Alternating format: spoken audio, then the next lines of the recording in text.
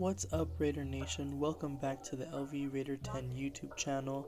I just wanted to come on here and talk about the Raiders' upcoming schedule, which consists of the Miami Dolphins, 2 games against the Kansas City Chiefs, the Minnesota Vikings, the second game against the Chargers, the Indianapolis Colts, and then the last game against the Denver Broncos. Right now, Pro Football Focus has the Raiders as one of the top 5 hardest remaining schedules in the league. So let's start with the Miami Dolphins. The Dolphins have most likely the best offense in the entire NFL. Right now, they're averaging 435.3 yards per game and 31.7 points scored per game. I believe the key defensively for the Raiders will lie with their secondary. With Amik Robertson potentially being out, can newly signed Jack Jones be an impact player immediately? Although the Raiders defense arguably have the harder job with stopping the Miami offense, I do believe that the Raiders offense are the key to winning this game. With Josh Jacobs coming off a second week in high production, can the Raiders run the ball and hold a time of possession long enough so that the high-powered Miami offense can stay off the field? From one high-powered offense to another, the Raiders have 2 games against the Kansas City Chiefs, and I believe the best way to stop the Kansas City Chiefs is by handling Travis Kelce. Travis Kelce is known to be a Raider killer. Right now, he is averaging about 72 yards with about a touchdown a game against the Raiders in his career. If we can somehow limit Travis Kelce from having a big day, I believe the Raiders do have a chance, as well as putting pressure on the quarterback of Patrick Mahomes and making him make mistakes like he did against the Broncos.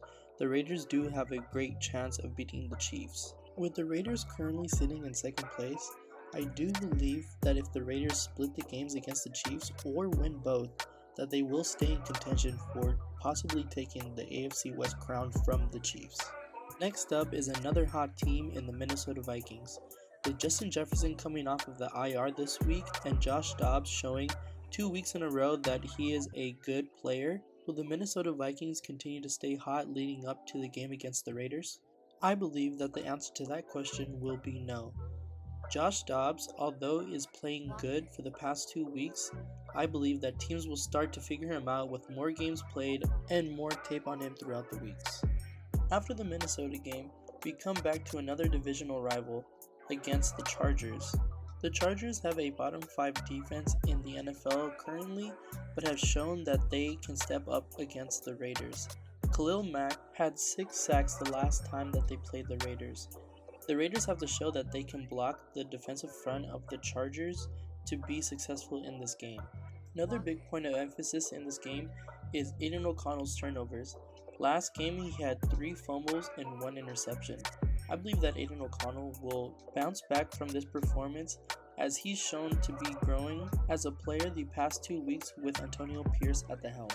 The Raiders defense had the difficult task of trying to stop Justin Herbert, who always seems to have a good day against the Raiders.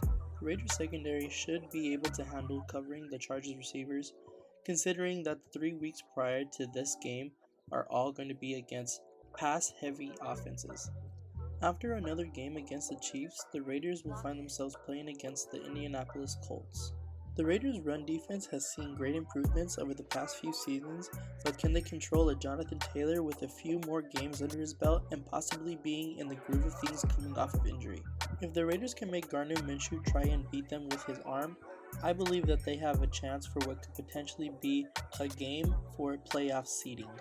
The last game on the Raiders' schedule is against another divisional opponent in the Denver Broncos. The Denver Broncos have had a productive past 3 weeks with wins against the Packers, Chiefs, and Bills, spearheaded by their ability to take the ball away, with 10 takeaways in the past 3 weeks, which leads the NFL in that category.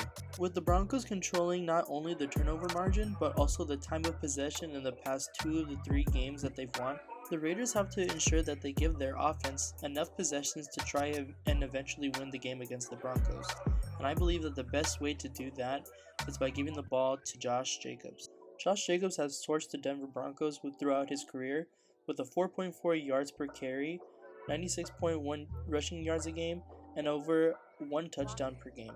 If the Raiders can limit their turnovers and hold the ball for longer than the Broncos can, the Raiders will win this game. Here are my final predictions for how the Raiders' season will end. This will put us around 10-8. Where do you believe that the Raiders will finish their season, and where do you think that puts them in playoff contention? Go ahead and leave your comment below, and feel free to leave any of your opinions down below in the comments as well. Thank you for watching, Raider Nation. Just win, baby, and have a great rest of your day.